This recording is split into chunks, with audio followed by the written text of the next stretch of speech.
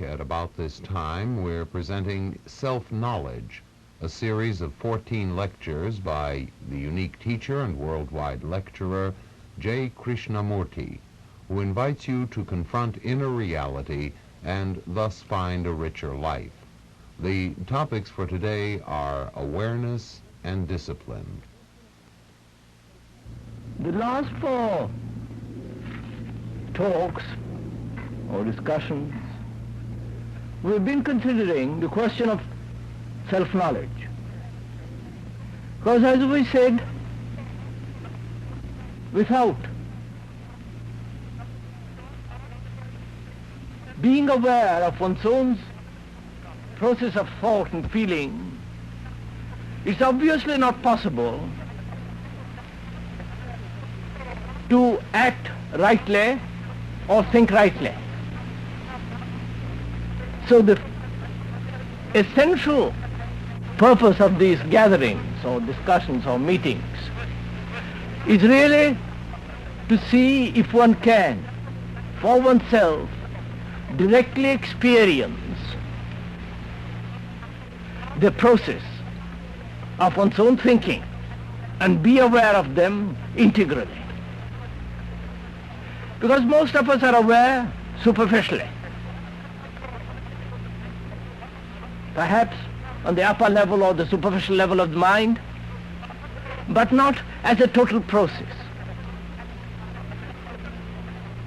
It is this total process that gives freedom, that gives comprehension, that gives understanding, not the partial process.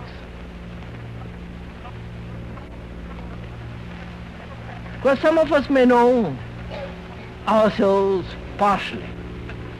At least we think we know ourselves little. But that little is not sufficient. Because if one knows oneself slightly, it acts as rather a hindrance than a help. And it's only in knowing oneself as a total process, psychologically and physiologically, the hidden process as well as the open, the unconscious, the deeper layers,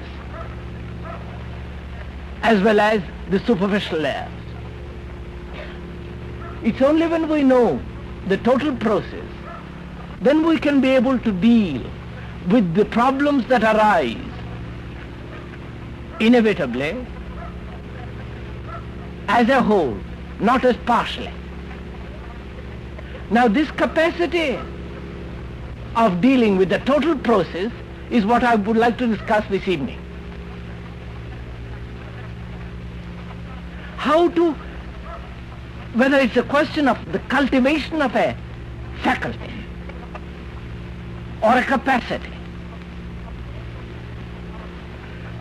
which all implies a certain kind of specialization. Does understanding, happiness, or the realization of the otherness, something beyond the mere physical centers and their sensations, does it lie through any specialization? Because capacity implies a specialization. And especially in a world as this, there are more and more specialists. And we people depend on the specialists. If anything goes wrong with the car, we turn to the mechanic. Physically, we go to a doctor. If anything goes wrong, maladjustment, we turn immediately, run if you can, if you have the money and the means, a psychologist or the priest and so on. That is, we look to the specialists as a means of helping ourselves from our frustrations, failures and miseries.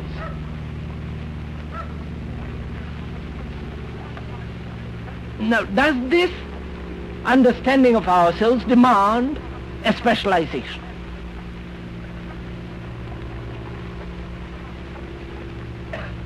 Because specialization implies, doesn't it, a narrowing down process.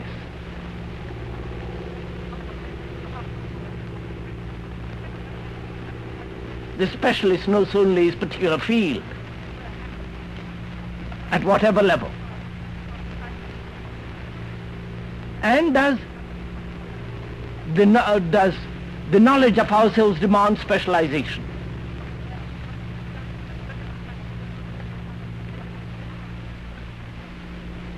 I do not think so. On the contrary, specialization implies, doesn't it, a narrowing down of the whole total process of our being to a particular point and specializing on that point.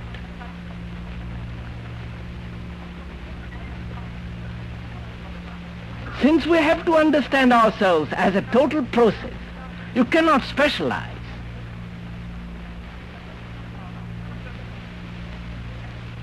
And the specialization implies, obviously, exclusion. Whereas to know ourselves does not demand any kind of exclusion. On the contrary, it demands a complete awareness of ourselves as an integral process. And for that, specialization is a hindrance. After all, what is it that we have to have the capacity for? To know ourselves, which means to know our relationship with the world, surely. Not only with the world of ideas and people, but also with nature, with things which we possess. That is our life. Life being relationship to the whole.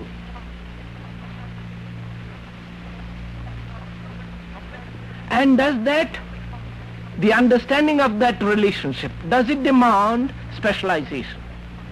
Obviously not.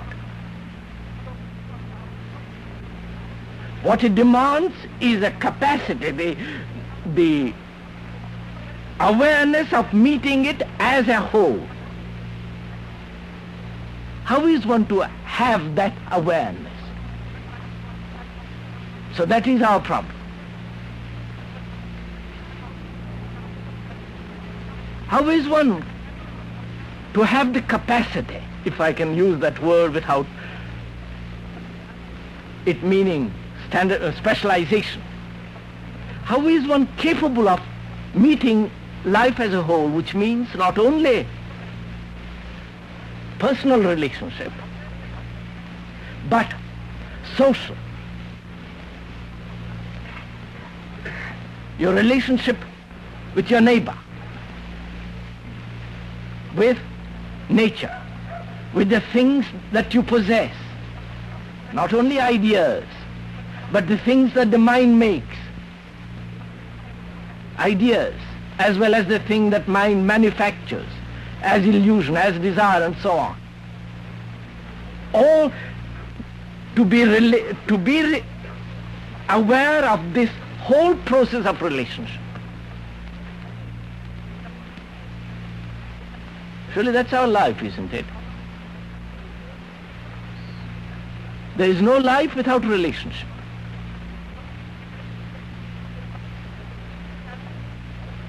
And to understand this relationship does not mean isolation, as I've been insisting, constantly explaining. On the contrary, it demands a full recognition or awareness of the total process of relationship.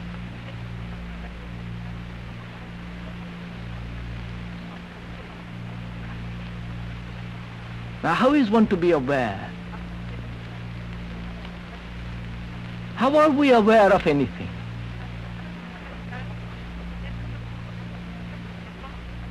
How are you aware of your relationship to a person? How are you aware of these trees?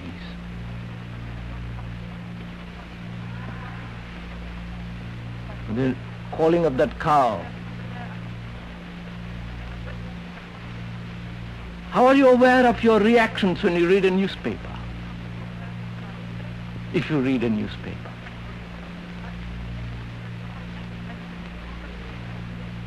And Are we aware of the superficial responses of the mind as well as the inner responses? How are we aware of anything? Surely we are aware, isn't it, first, as a response to a stimuli, which is an obvious fact. I see the tree and then there is a response. Sensation, contact, identification and desire. That's the ordinary process, isn't it? We can observe this without studying any book, what actually takes place. Then, through identification, you have pleasure and pain.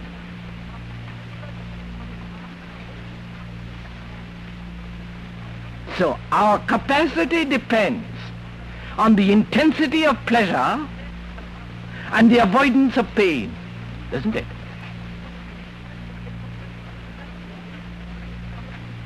If you are interested in something which gives pleasure, there is capacity immediately. There is an awareness of that fact immediately. And if it is painful, the capacity is developed to avoid it.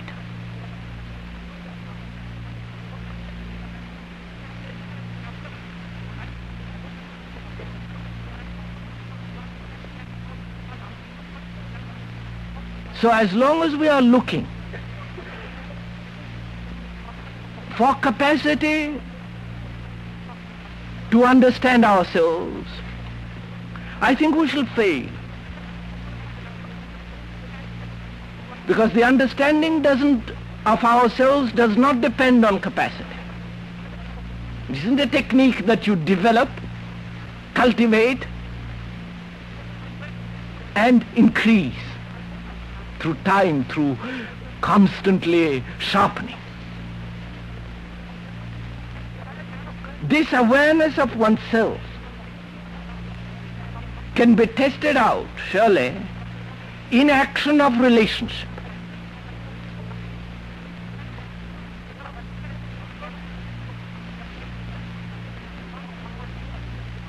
Which can be tested out the way we talk, the way we behave. You watch yourselves after the meeting is over.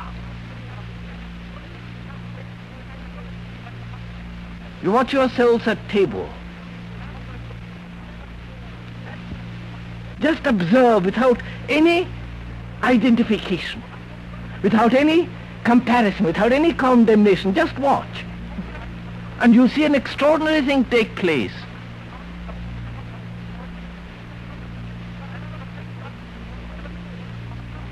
You not only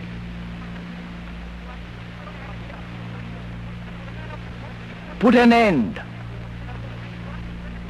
to an activity which is unconscious, because most of our activities are unconscious, unaware. You not only bring that to an end, but further you are aware of the motives of that action without inquiring, without digging into it. In other words, when you are aware, you see the whole process of your thinking and action. That is, it can only happen when there is no condemnation. That is, when I condemn something I do not understand. And it's one way of avoiding any kind of understanding. And I think most of us purposely do that. We condemn immediately. And we think we have understood it. But